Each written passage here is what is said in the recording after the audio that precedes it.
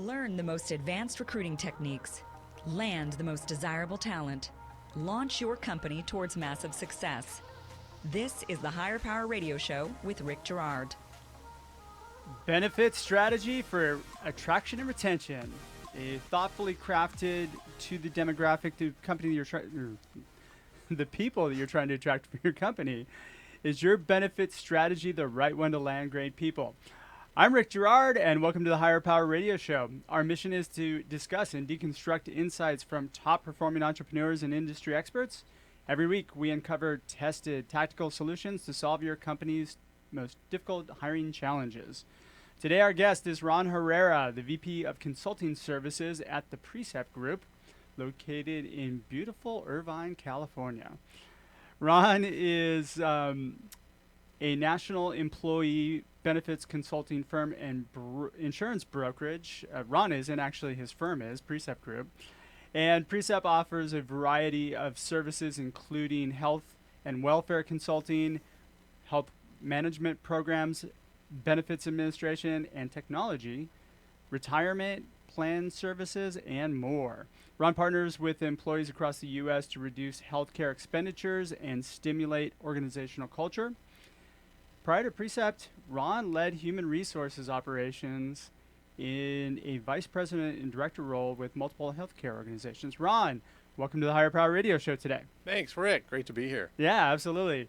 So I'm happy to have you, and we're going to cover something that I think I met you. You gave a talk on at Disrupt HR, and so hopefully we can shed some light on a couple things. One, how benefits can drive retention, ineffective versus effective benefits communication, as well as how benefits can help you land talent.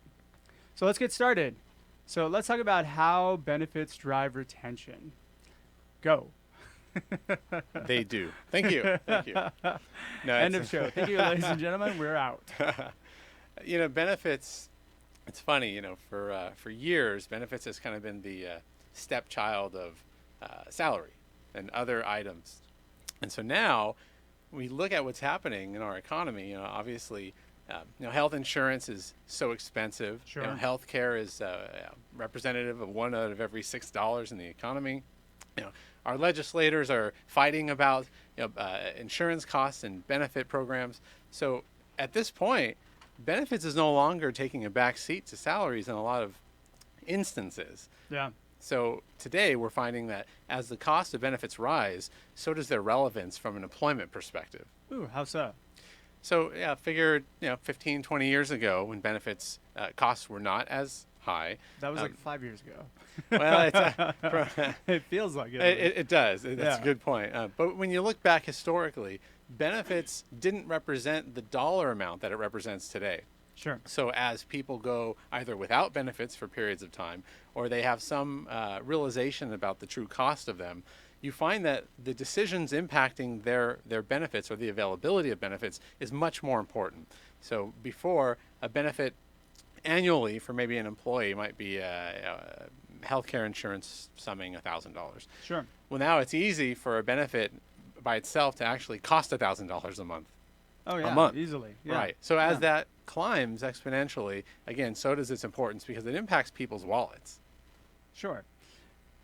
But how does this help to drive retention? Because we have the company covering the cost of it? So it drives retention in a few ways. Okay. So I would say primarily employers offer benefits to attract and retain, and it's really the cultural norm now. So well, they kind of have to, right? I mean, because you're not going to attract anybody without it. Right. Yeah. So just offering it is kind of status quo. Yeah. So what are you doing to actually stand out from the others? I mean, people have been talking about this war for talent for a long time, that it's coming. Well, it's here now. It's actually been here. It's been here for a while. Right. In Orange County, I mean, we're below 3% unemployment rate. So by looking at that, you've really got to do everything you can to stand out and to delineate from other employers. And so salary is obviously one way to do it. Benefits is another way. And at this point, since you're expected to pay a salary and pay a benefit, how creative can you get with your benefit strategies? And that doesn't necessarily just mean throwing more money at your benefit plans. A lot of employers will throw ample sums of money and maybe they're falling in terms of not communicating effectively the value of those plans, or seemingly being excited about it. So generating that kind of buzz, it fuels retention because A, it makes people feel really loyal to the employer, thankful that the employer appreciates them, and when the value is communicated effectively, it actually makes it difficult for other employers to poach your talent. So that seems to me that it would have to be something like a benefit that's above and beyond what normal benefits are. So, for example, most companies offer insurance for you, right? And they'll cover a percentage of you, and then of course you have to pick up your family or whatever else. So I would imagine if you go above and beyond and you cover the employee and their family, and you cover 100% of the cost, that might lock you in, right? Well, that would be a very, very attractive benefit because it's very rare that employers are picking up 100% of the cost for families. But you draw on a good point. Obviously, when you have a better value proposition, you're going to get better attraction and retention. But my second point is, in addition to just having a better plan, employers sometimes don't do such a great job at communicating the value of their plans. So just by educating an employee or an employee base about how valuable their plans are, they're feeling, like I'd mentioned before, that appreciation and maybe that lack of feeling like they need to look for something else, because what they're getting is really valuable and fantastic. And when employers who might be competing for that talent, maybe trying to poach those employees, if they're not communicating the value of their benefits, even if the value is the same, that perception of value is huge. Okay. Because I'm trying to keep an open mind here, because I usually focus in on the other aspects outside of salary and benefits, right? Like, to me, that's a little bit secondary from a recruiting perspective. Mm-hmm. But when we're talking about retention, this is pretty important. But so what specifically is going to keep somebody there then? Right? Like, what is it going to be the thing that's going to be like, okay, well, it's got to be something that the other employer that's trying to poach you doesn't offer. Doesn't offer or doesn't communicate. Okay. So. Okay. Right. So it's really about messaging, in a way. I think largely it is. Yeah, because most employers that are seemingly competitive in the same space, they're going to have certain expectations that their demographic of employees requests or inherently requires. Medical insurance, dental, vision, life insurance, all of those items.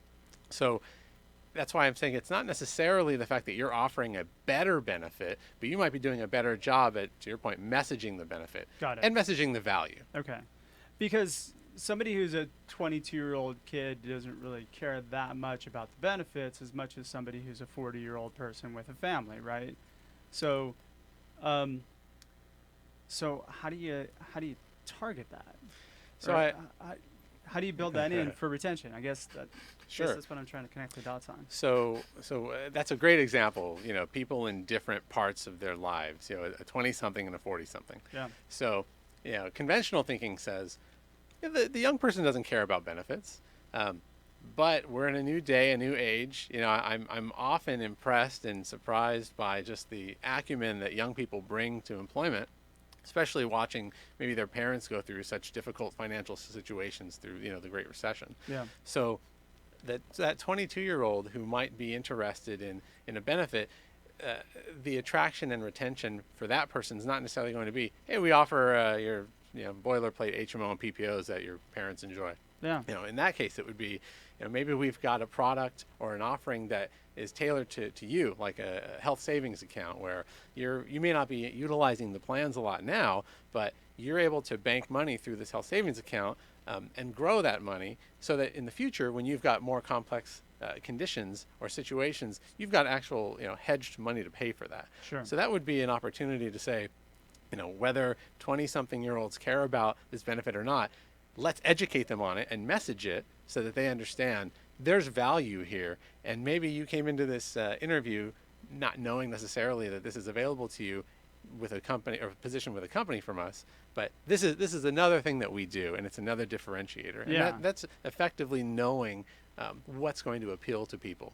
So to make your benefits effective, you just need to communicate them, and you need to communicate them often, right? Is that really the message that we? So I'd say it's the two-prong. You have to have a benefit strategy that makes sense. Okay. And you have to communicate that. Okay. So how do you communicate it? So there's lots of ways to communicate. I say make it a culture by talking about it a lot. Inform your employees that where they stand in terms of benchmarking. Like, Now, hey, I just went to the doctor today. I saw the proctologist, and yeah, I'm sure glad we have those benefits. each company culture is different. Yeah. That might be okay or it might not. No, but I'm thinking, when it's employees are conditioned to think about benefits at renewal time often. Sure. And that's when they tune in. That's when they absorb what they need to absorb, make decisions, and then tune out. So my thought is do things throughout the year that keeps the benefits platform in front of them. Maybe have health fairs, do health and wellness programs, things that actually engage employees, because it's really in everybody's best interest for health to be top of mind. So that's one way I like to ensure employees are being communicated to. There's lots of options for lunch and learns and different things. Is there any tools that you can use to communicate this information, like on a regular basis, to your employees as well? Absolutely. Excuse me. There are electronic tools like employee portals. There's different benefits communication platforms that can be utilized. There are sometimes oh, thanks so much. You read my mind. There's employee. He's like, stop coughing into the mic. For you, for those of you who are just listening, I just gave him water. Thank you. No problem. So yeah, there's a lot of different avenues. There's employee newsletters, wellness letters, all kinds of things that you can disseminate via email. A lot of workforces today are on computers. Sure. A lot of jobs touch those. So there are videos that can be created and disseminated. Videos are very popular because it actually makes things live as opposed to mundane. So those are all platforms that you can utilize. And I would say the best advice I could probably give is knowing the culture of your company. Certain messages fly much better when they're communicated through the channels that are most in tune with your company's culture. Sure. So I would say I've given you some examples, and I would cross those with some of the things that work. All right, so I want to talk a little bit more about the strategy side, but we're going to take a quick break. We're speaking with Ron Herrera, the VP of Consulting Services with the PRECEPT Group. We're going to talk a little bit more about strategy and delve into how actually this works in attracting talent. Be right back.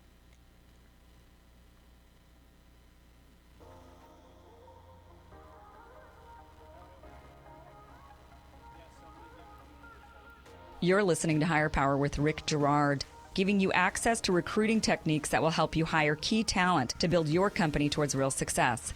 Rick is a recruiting executive and entrepreneur who's been successfully recruiting in the aggressive Silicon Valley technology landscape for the past 2 decades. After a very successful stint at Apogee, he founded Stride Search in 2012. Based on a lean efficiency model, Stride has uniquely positioned itself as a leader in retained search for the most critical talent hires within a small organization. Whether you're a startup executive or recruiting professional, by listening to Higher Power with Rick Girard, you will walk away with skills to help you attract and hire great talent. Now back to Higher Power with Rick Girard. Welcome back to the Higher Power Radio Show. I'm your host, Rick Girard, and today our guest is Ron Herrera, the VP of Consulting Services at the PRECEPT Group. So we just discussed how benefits drive retention and kind of how they're effective from a communication standpoint. Now we're going to go into a little bit more into the strategy and as well as how benefits are going to help land talent. So we started talking about a little bit about the strategy, having a good strategy. So let's talk a little bit about that. So let's say you're a small, medium, large-size company, like different phases. Is there different strategies for different phases of a company that you should probably attend to? My thought is when you're a startup, man, the benefits are important, but they're really not as important as a larger company, especially when that's something that I tried to decentuate more so than the content of the work. But I'll let you speak about that. Yeah, absolutely. And that's a good way to look at it, because the different life cycle stages of a company is really going to point to different strategies, and things grow and fail in importance. Okay, so let's say I'm a startup. Series A, I just got my first round of funding and I need to get some benefits in place. What should I be looking at? So if you're a startup, and let's just say 10 employees. Sure. or less. And you're looking to build right now. Yeah. Right. You know, your focus is going to be on growth, Sure. and other things that are a little more top of mind. So from a benefits perspective, you're still hiring employees, and employees need benefits. Yeah. So what happens a lot at that pace is, employers might utilize a strategy where they'll incur like a health reimbursement account, an HRA. Okay. And they might fund that account. Now, granted, they're in startup mode, so they don't have tons of money. Yeah. So they might put some seed money in there so that employees can go out and get their own benefits. But the employer is still contributing something so that it's making that leap a little bit less daunting. Got it. So that's a pretty common strategy when you're of that size, or a really smaller company. Okay. Very Got small. it. What if I've already decided, okay, I'm going to start buying healthcare for everybody and making sure that they're covered, at least a percentage of it, I would imagine. Sure. So if that's the case, there are certain avenues that you can go to. Like, again, for very small employers, there's options like CalChoice. CalChoice is a platform with the opportunity to provide lots of different carriers with different options that caters to the small group, the small employer group size. Got it. And so what it does is it gives employees that feel that they're getting more of that larger employer experience, lots of options, tailored, and that's how employers can compete in that smaller space. Got it. Okay. So then what would be my next phase? So I'd say, is there anything else that I would need besides just health, dental, vision? when you're at that small size, those are the true ones. I mean, medical insurance is always going to be like the most important and the most costly benefit. So Sure. providing access to affordable care there, that's going to be predominant. Dental, vision, and I would say in that order, medical, dental, vision, and then typically, I mean, you can tailor if you want to have access to life insurance programs or not. But they tend to not be very expensive, just like traditional life. But once you swell and you're now around the point of 50 employees, in fact, let's say you're at 50 employees and you've hovered there for about a year, you now qualify to be an applicable large employer. So what that means is the Affordable Care Act is now applicable to you. So at 50 employees. At 50 employees. Okay. So all the So regulations. stay at 49 as long as possible. So there are certain things that come into play at that point. Sure. And it's an interesting place for employers because you're not at the size that you're able to offer truly robust benefits that incorporate aspects of underwriting and all the things that make up for a complex benefits offering. That typically happens when you're at about 100 employees. So let's say now you're at 100. There are a variety of options that open up to you. Carriers have more to be able to offer. You've got different benefit designs to choose from. Does it lower your healthcare cost per person? It can, yes, it can. Because if you're operating in a larger if space. you're a 50-person company, what are you expecting to spend on healthcare? Well, let's see. Is there like a general rule of what I should be expected to like for every 100 people I'm going to spend X or something? So not necessarily, because in that space at that size, the rates are really going to be age banded. Are they? So Okay. depending on age, that's going to populate the rate. And there's really not a lot of Which is flexibility probably there. why a lot of startups like to hire younger people.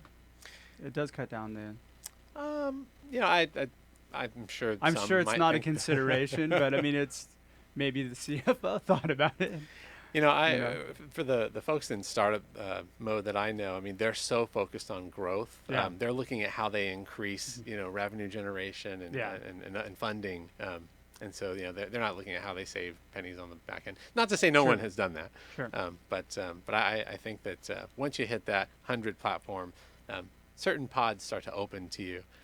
Now, once you hit 500, and I would argue, even countering my own point, sometimes employers get to this concept a little earlier, but once you hit to 500, now you really should be looking at developing synergies around your population. The What does concept. that mean? So that would mean like the concept of self-funding Okay. or level funding. So self-funding is where an employer decides that they're going to become their own insurance company. Okay. So instead of procuring insurance through a fully insured plan through a carrier, they set up administration and fund claims themselves. Okay. They'll usually ensure that there's some stop loss coverage so that if a claim exceeds a certain amount, it doesn't take down the company. There's insurance to cap that expense. Do they supplement it typically with outside insurance as well, or no? Typically it's no. Typically it's the stop loss, and then that's all contained within the plan. So this is an option you can do, but what's the percentage of companies that actually do it? So once you hit 500, I wouldn't want to give a loose percentage, but I would say 500 is typically where you'll see employers start to kind of dip their toes in the water. Got it. I can tell you that of our clients that are of size, like 1,000 and more, we hover in the high 60 percentile range, close to 70%. Okay. So jumping to that 1,000 threshold, let's stay there for a minute. So at 1,000 employees, you've now got some padding in your plans. The law of large numbers is active, so you've got some sick people, but the majority of your people are healthy, and so they're What's the law of large numbers for all of us who didn't know that? Well, basically the larger your sample size, the more predictability and reliability you can see happen with claims or just existential events. Okay. So in this space, that's where oftentimes it does make sense for employers to look at self-funding very seriously, because since it's a large number, let's say 1,000 employees, that's a lot of money that you would be paying to the insurance company. Yeah. So if you're able to, awful amount. Yeah. So if you're able to actually, put those stopgaps in place to, prevent catastrophe, and do things to hedge your risk, and this is where the things that we do at PRECEPT Group are kind of unique. We'll actually implement programs that help identify and care for the people that are really sick on the plans. Okay. And so that's a strategy that really you should be looking at when you're self-funded, especially at that amount, because there's enough people who are sick to develop a lot of opportunity for savings. Okay. Plus, you've got the opportunity to enrich people's lives by helping them exit sickness. So I want to jump back though really quickly to that 50-person company, because that's most of our listener base is usually in that 20 to 100-person range, right? So Sure. what's going to be most relevant in retention at the point when, okay, so now we're at 50, let's just say now we're at 100-person, right?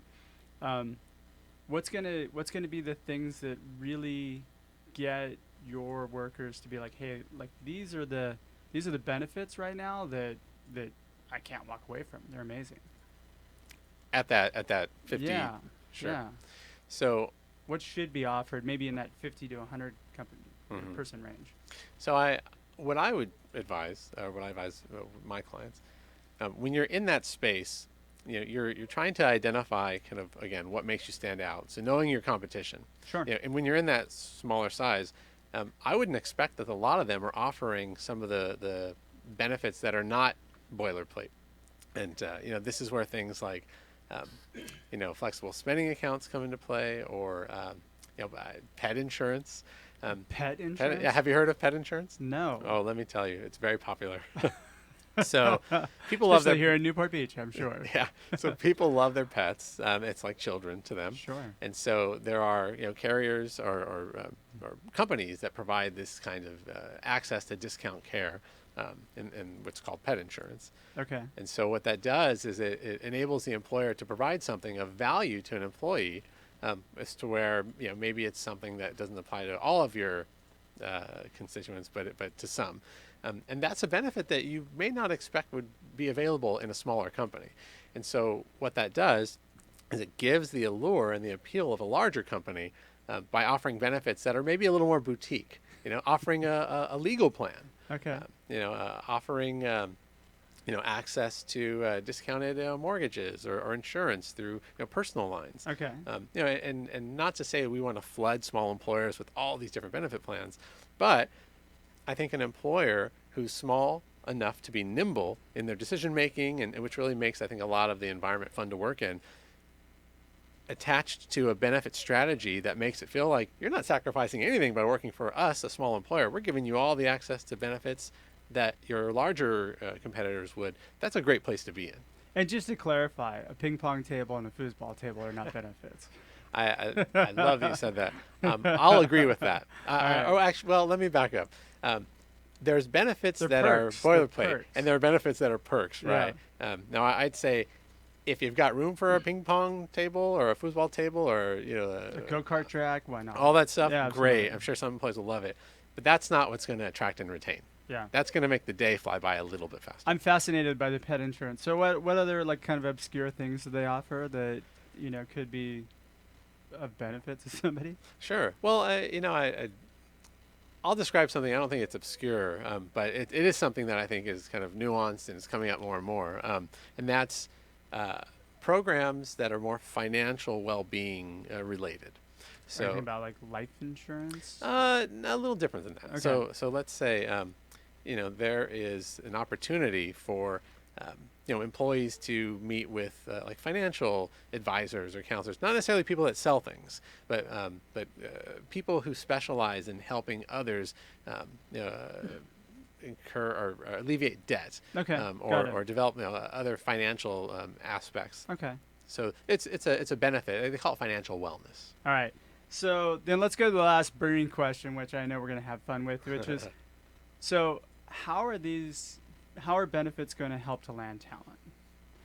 Now, you and I have a different view on this one. We might be putting on our boxing gloves here for a minute, but give me your you actually told me some really interesting ways, and let's talk about that. So what do you think is the number one way that it helps to? Well, I'll let you run through it. Go. Sure. Communicate. Sure. Message what you've got. Demonstrate you're excited about it. Now, I used to not differ too far from you. I mean, I was an HR executive for years. Sure. I didn't start my HR career leading with benefits either. Right? But what I've seen, the power of benefits and the ability to impact the larger business strategy, when you create a benefits strategy that truly is designed to attract and retain, once you implement that, you actually can measure the difference. From a recruitment standpoint, I've noticed days to fill improves. Okay, how? You don't have offers sitting out there forever. When you've got, and you also don't have employees who are not necessarily engaged because you're not communicating or offering a benefit or a particular strategy that's engaging. I can see that if they're going back and forth and saying, hey, and I really need pet insurance, and you don't offer it, right? That might be something that, hey, look, we offer pet insurance and everything else. I mean, it definitely cut down the decision-making process, right? Well, I would say pet insurance doesn't usually make or break the deal. No, it sweetens the pot. It may for some people. You never know. That is true. I've had the most random things that have, broken up things before, That's true. But I will say not having any insurance or any benefits whatsoever, and maybe just giving somebody the option, like, well, we'll reimburse you up to X amount of dollars, is not a good benefit strategy. Because I've seen that in my professional career. I've had companies that have done retained searches with me that were looking to fill a VP role, and we got down to that conversation, and it doesn't fly with somebody who's got 5 kids. Well, it doesn't fly with individuals either with no kids these days. That's true. Yeah, so I think the expectations are that you provide a benefit that's similar to what they can get at a different opportunity. But so I'll agree with you. I think I can see how it can reduce the time to fill the days because you're not going back and forth. It does. You can also see evidence in exit interviews, like when people leave and they're interviewed and ask, well, why did you leave? How much better is the opportunity you're going to? That's something that you can see too. I've noticed that. And not necessarily, it doesn't have to only represent the turnover rate decreasing, but the prevalence of benefits being part of that reason decreases. Okay. Yeah. So you did reduces days to fill. What are the other ones? So it reduces your days to fill. Mm-hmm. And I think by and large that would impact your cost per hire just based on the time that it takes. Okay. Maybe you're hiring people like Rick because you couldn't fill it yourself through your HR team. So there's a lot of costs that are associated with time and opportunity costs. Yeah, okay. But probably not anything that you can kind of stick a number to, right? I mean, it's all kind of... I think days to fill, that's a leading metric from a recruitment standpoint for a lot of organizations. And I think, your cost per hire as well. I think that, there's... the longer a position sits unfilled, the more likely you're going to pay more to actually fill it. So I think they're all related. Well, the longer a position remains unfilled, the more money it costs you. Like you're losing money for each time, like, in cost of work not getting done as well. Well, that too. But from my experience too, I've seen that employers are willing to pay more because they get to that point where they just have to fill it, and they're going to have to go to a salary amount or enhance some aspect of the offer, where they wouldn't necessarily have had to do that had the package been pretty solid. Cool. Final thoughts? Anything you'd like to add? Yeah, I think that a lot of employers realize the value of benefits after they lose someone for citing that reason. Yeah. So my final thoughts are, benefits they should be a low-hanging fruit. It should be something that sweetens the deal. It's almost kind of like a baseball analogy. Your salary is your starting pitcher, right? That comes out of the gate. The salary doesn't always close the deal. You need a strong relief pitcher. And I think benefits is a great closer, because when you offer a strong salary, strong benefits package, and you message it, people feel really good about the opportunity. Boom! There we go. I like that.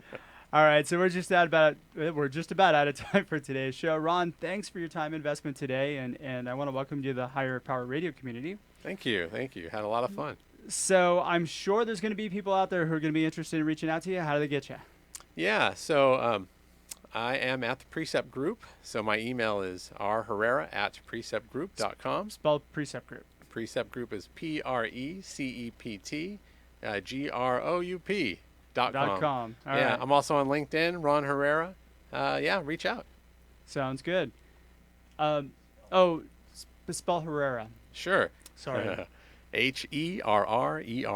Okay, so Ron Herrera. I want to thank our listening audience for tuning in to this week's episode. A quick thanks to our team, our engineer Paul Roberts, our producers Andrea Ballin, Shanti Ryle, and Kim Iverson.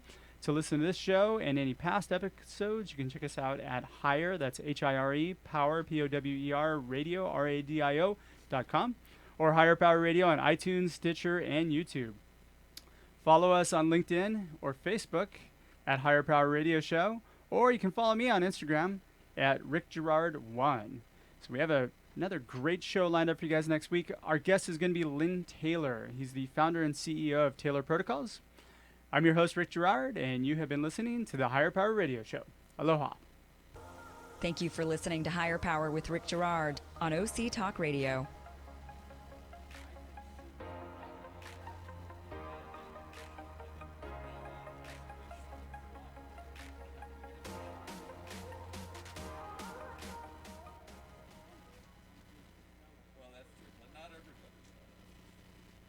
Let's face it, not all company